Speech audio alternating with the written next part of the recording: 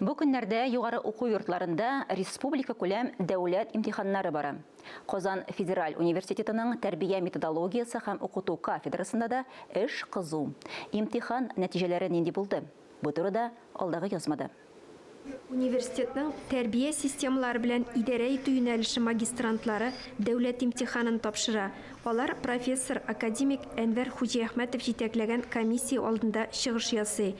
Biz bu magistratурада әзерлибез мәктәп директорларын, тәрбия оешмаларының җитәкчеләрен, мәктәпләрдә педагог оештыручыларны һәм иҗат коллективларының җитәкчеләрен.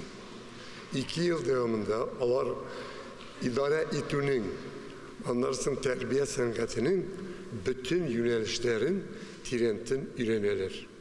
Һәм әлбәттә аларның һәр барысы үзенә эш урынын лаеклы рәвештә табада.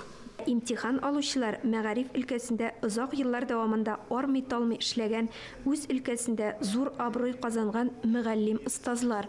Араларында мәктәп директорлары, профессор, академиклар, зур уңышларга ирешкән укытучылар бар. Безнең кафедрадагы магистратура программаларына алдан әзерлекле һәм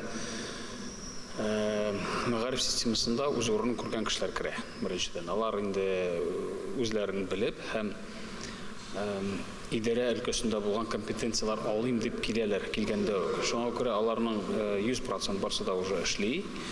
Күпчелеге инде завуч булып эшлиләр. Магистрантлар сынатмады. Барысы да диярлек имтиханны 100 балга тапшырды. Бу 2 ел бик тиз узып китте. Мин бу 2 ел эчендә магистратурада бик күп тәҗрибә алдым.